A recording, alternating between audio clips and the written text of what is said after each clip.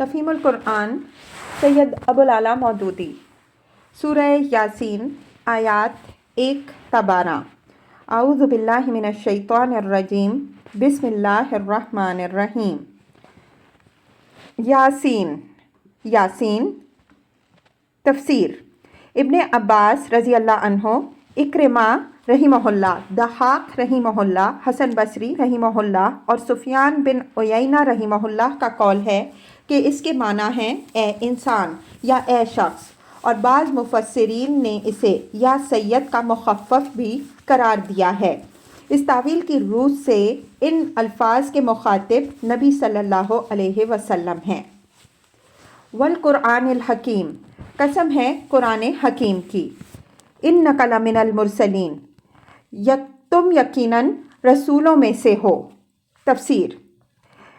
اس طرح کلام کا آغاز کرنے کی وجہ یہ نہیں ہے کہ معاذ اللہ نبی صلی اللہ علیہ وسلم کو اپنی نبوت میں کوئی شک تھا اور آپ صلی اللہ علیہ وسلم کو یقین دلانے کے لیے اللہ تعالیٰ کو یہ بات فرمانے کی ضرورت پیش آئی، بلکہ اس کی وجہ یہ ہے کہ اس وقت کفار قریش پوری شدت کے ساتھ حضور صلی اللہ علیہ وسلم کی نبوت کا انکار کر رہے تھے۔ اس لیے اللہ تعالیٰ نے کسی تمہید کے بغیر تقریر کا آغاز ہی اس فکرے سے فرمایا ہے کہ تم یقیناً رسولوں میں سے ہو، یعنی وہ لوگ سخت غلط کار ہیں جو تمہاری نبوت کا انکار کرتے ہیں۔ پھر اس بات پر قرآن کی قسم کھائی گئی ہے اور قرآن کی صفت میں لفظ حکیم استعمال کیا گیا ہے۔ اس کا مطلب یہ ہے کہ تمہارے نبی ہونے کا کھلا ہوا ثبوت یہ قرآن ہے جو سراسر حکمت سے لبریز ہے۔ یہ چیز خود شہادت دے رہی ہے کہ جو شخص ایسا حکیمانہ کلام پیش کر رہا ہے وہ یقیناً خدا کا رسول ہے۔ کوئی انسان ایسا کلام تصنیف کر لینے پر قادر نہیں ہے، اور محمد صلی اللہ علیہ وسلم کو جو لوگ جانتے ہیں وہ ہرگز اس غلط فہمی میں نہیں پڑ سکتے کہ یہ کلام آپ صلی اللہ علیہ وسلم خود گھڑ گھڑ کر لا رہے ہیں یا کسی دوسرے انسان سے سیکھ کر سنا رہے ہیں۔ اس مضمون کی تشریح کے لیے ملاحظہ ہو تفہیم القرآن جلد دوم، یونس حواشی 20 21 22 44 45، بنی اسرائیل 104 تا 105، جلد سوم، النور دیباچہ، الشعراء حاشیہ 1، النمل حاشیہ 93، القصص آیات 62 تا 63 64 102 تا 109، عنکبوت 88 تا 91، الروم تاریخی پس منظر، حواشی 1 2 اور 3۔ علی صراط مستقیم، سیدھے راستے پر ہو۔ تنزیل العزیز الرحیم، اور یہ قرآن غالب اور رحیم ہستی کا نازل کرتا ہے۔ تفسیر، یہاں قرآن کے نازل کرنے والے کی دو صفتیں بیان کی گئی ہیں، ایک یہ کہ وہ غالب اور زبردست ہے، دوسرے یہ کہ وہ رحیم ہے۔ پہلی صفت بیان کرنے سے مقصود اس حقیقت پر متنبہ کرنا ہے کہ یہ قرآن کسی بے زور ناسخ کی نصیحت نہیں ہے جسے تم نظر انداز کر دو تو تمہارا کچھ نہ بگڑے، بلکہ یہ اس مالک کائنات کا فرمان ہے جو سب پر غالب ہے، جس کے فیصلوں کو نافذ ہونے سے کوئی طاقت روک نہیں سکتی اور جس کی پکڑ سے بچ جانے کی قدرت کسی کو حاصل نہیں ہے۔ اور دوسری صفت بیان کرنے سے مقصود یہ احساس دلانا ہے کہ یہ سراسر اس کی مہربانی ہے کہ اس نے تمہاری ہدایت و رہنمائی کے لیے اپنا رسول بھیجا اور یہ کتاب عظیم نازل کی تاکہ تم گمراہیوں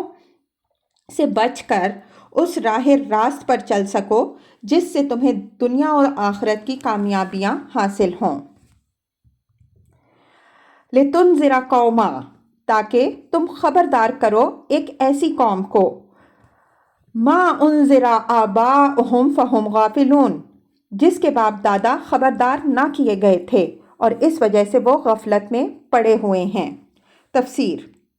اس آیت کے دو ترجمے ممکن ہیں، ایک وہ جو اوپر متن میں کیا گیا ہے، دوسرا ترجمہ یہ بھی ہو سکتا ہے کہ تم ڈراؤ ایک قوم کے لوگوں کو اسی بات سے جس سے ان کے باپ دادا ڈرائے گئے کیونکہ وہ غفلت میں پڑے ہوئے ہیں۔ پہلا مطلب اگر لیا جائے تو باپ دادا سے مراد زمانہ قریب کے باپ دادا ہوں گے، کیونکہ زمانہ بعید میں تو عرب کی سرزمین میں متعدد انبیاء علیہم السلام آ چکے تھے۔ اور دوسرا مطلب اختیار کرنے کی صورت میں مراد یہ ہوگی کہ قدیم زمانے میں جو پیغام انبیاء علیہم السلام کے ذریعے سے اس قوم کے آباء و اجداد کے پاس آیا تھا، اس کی اب پھر تجدید کرو، کیونکہ یہ لوگ اسے فراموش کر گئے ہیں۔ اس لحاظ سے دونوں ترجموں میں در حقیقت کوئی تضاد نہیں ہے، اور معنی کے لحاظ سے دونوں اپنی اپنی جگہ درست ہیں۔ اس مقام پر یہ شبہ پیدا ہوتا ہے کہ اس قوم کے اسلاف پر جو زمانہ ایسا گزرا تھا جس میں کوئی خبردار کرنے والا ان کے پاس نہیں آیا، اس زمانے میں اپنی گمراہی کے وہ کس طرح ذمہ دار ہو سکتے ہیں؟ اس کا جواب یہ ہے کہ اللہ تعالیٰ جب کوئی نبی دنیا میں بھیجتا ہے تو اس کی تعلیم و ہدایت کے اثرات دور دور تک پھیلتے ہیں اور نسلاً بعد نسل چلتے رہتے ہیں۔ یہ آثار جب تک باقی رہیں اور نبی کے پیرووں میں جب تک ایسے لوگ اٹھتے رہیں جو ہدایت کی شمع روشن کرنے والے ہوں، اس وقت تک زمانے کو ہدایت سے خالی نہیں قرار دیا جا سکتا۔ اور جب اس نبی کی تعلیم کے اثرات بالکل مٹ جائیں یا ان میں مکمل تحریف ہو جائے تو دوسرے نبی کی بعثت ناگزیر ہو جاتی ہے۔ نبی صلی اللہ علیہ وسلم کی بعثت سے پہلے عرب میں حضرت ابراہیم و اسماعیل علیہم السلام اور حضرت شعیب علیہ السلام اور حضرت موسیٰ و عیسیٰ علیہم السلام کی تعلیم کے اثرات ہر طرف پھیلے ہوئے تھے، اور وقتاً فوقتاً ایسے لوگ اس قوم میں اٹھتے رہے تھے یا باہر سے بھی آتے رہے تھے جو ان اثرات کو تازہ کرتے رہتے تھے۔ جب یہ اثرات مٹنے کے قریب ہو گئے اور اصل تعلیم میں بھی تحریف ہو گئی تو اللہ تعالیٰ نے حضور صلی اللہ علیہ وسلم کو مبعوث فرما دیا اور ایسا انتظام فرمایا کہ آپ صلی اللہ علیہ وسلم کی ہدایت کے آثار نہ مٹ سکتے ہیں اور نہ محرف ہو سکتے۔ مزید تشریح کے لیے ملاحظہ ہو تفہیم القرآن جلد 4 سورہ سجدہ حاشیہ نمبر 5۔ لقد حق القول علی اکثرہم، ان میں سے اکثر لوگ فیصلہ عذاب کے مستحق ہو چکے ہیں۔ فہم لا یؤمنون، اسی لیے وہ ایمان نہیں لاتے۔ تفسیر: یہ ان لوگوں کا ذکر ہے جو نبی صلی اللہ علیہ وسلم کی دعوت کے مقابلے میں ضد اور ہٹ دھرمی سے کام لے رہے تھے، اور انہوں نے طے کر لیا تھا کہ آپ صلی اللہ علیہ وسلم کی بات بہرحال مان کر نہیں دینی۔ ان کے متعلق فرمایا گیا ہے کہ یہ لوگ فیصلہ عذاب کے مستحق ہو چکے ہیں، اس لیے یہ ایمان نہیں لاتے۔ اس کا مطلب یہ ہے کہ جو لوگ نصیحت پر کان نہیں دھرتے اور خدا کی طرف سے پیغمبروں کے ذریعے سے اتمام حجت ہو جانے پر بھی انکار اور حق دشمنی کی روش ہی اختیار کیے چلے جاتے ہیں، ان پر خود ان کی اپنی شامت اعمال مسلط کر دی جاتی ہے اور پھر انہیں توفیق ایمان نصیب نہیں ہوتی۔ اسی مضمون کو آگے چل کر اس فقرے میں کھول دیا گیا ہے کہ تم تو اسی شخص کو خبردار کر سکتے ہو جو نصیحت کی پیروی کرے اور بے دیکھے خدائے رحمان سے ڈرے۔ اِنَّا جَعَلْنَا فِي أَعْنَاقِهِمْ أَغْلَالًا، ہم نے ان کی گردنوں میں توق ڈال دیے ہیں۔ فَهِيَ إِلَى الْأَذْقَانِ فَهُمْ مُقْمَحُونَ، جن سے وہ ٹھوڑیوں تک جکڑے گئے ہیں، اس لیے وہ سر اٹھائے کھڑے ہیں۔ تفسیر: اس آیت میں توق سے مراد ان کی اپنی ہٹ دھرمی ہے جو ان کے لیے قبول حق میں مانع ہو رہی ہے۔ ٹھوڑیوں تک جکڑے جانے اور سر اٹھائے کھڑے ہونے سے مراد وہ گردن کی اکڑ ہے جو تکبر اور نخوت کا نتیجہ ہوتی ہے۔ اللہ تعالیٰ یہ فرما رہا ہے کہ ہم نے ان کی ضد اور ہٹ دھرمی کو ان کی گردن کا توق بنا دیا ہے، جس کبر و نخوت میں یہ مبتلا ہیں، اس کی وجہ سے ان کی گردنیں اس طرح اکڑ گئی ہیں کہ اب خواہ کوئی روشن سے روشن حقیقت بھی ان کے سامنے آ جائے، یہ اس کی طرف التفات کر کے نہ دیں گے۔ وَجَعَلْنَا مِن بَيْنِ أَيْدِيهِمْ سَدًّا، ہم نے ایک دیوار ان کے آگے کھڑی کر دی ہے۔ وَمِن خَلْفِهِمْ سَدًّا، اور ایک دیوار ان کے پیچھے، فَأَغْشَيْنَاهُمْ اور ہم نے انہیں ڈھانک دیا ہے، فَهُمْ لَا يُبْصِرُونَ پس اب ان کو کچھ نہیں سوچتا۔ تفسیر: ایک دیوار آگے اور ایک دیوار پیچھے کھڑی کر دینے سے مراد یہ ہے کہ اسی ہٹ دھرمی اور استکبار کا فطری نتیجہ یہ ہوا ہے کہ یہ لوگ نہ پچھلی تاریخ سے کوئی سبق لیتے ہیں اور نہ مستقبل کے نتائج پر کبھی غور کرتے ہیں۔ ان کے تعصبات نے ان کو ہر طرف سے اس طرح ڈھانک لیا ہے اور ان کی غلط فہمیوں نے ان کی آنکھوں پر ایسے پردے ڈال دیے ہیں کہ انہیں وہ کھلے کھلے حقائق نظر نہیں آتے جو ہر سلیم الطبع اور بے تعصب انسان کو نظر آ رہے ہیں۔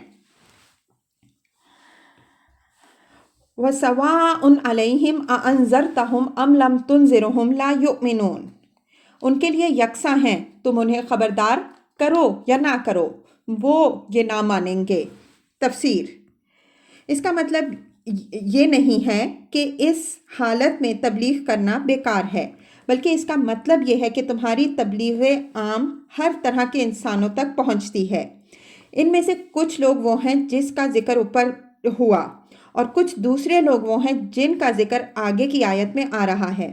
پہلی قسم کے لوگوں سے جب سابقہ آیت اور تم دیکھ لو کہ وہ انکار و استکبار اور عناد و مخالفت پر جمے ہوئے ہیں تو ان کے پیچھے نہ پڑو، مگر ان کی اس روش سے دل شکستہ اور مایوس ہو کر اپنا کام چھوڑ بھی نہ بیٹھو، کیونکہ تمہیں نہیں معلوم کہ اسی ہجوم خلق کے درمیان وہ خدا کے بندے کہاں ہیں جو نصیحت قبول کرنے والے اور خدا سے ڈر کر راہ راست پر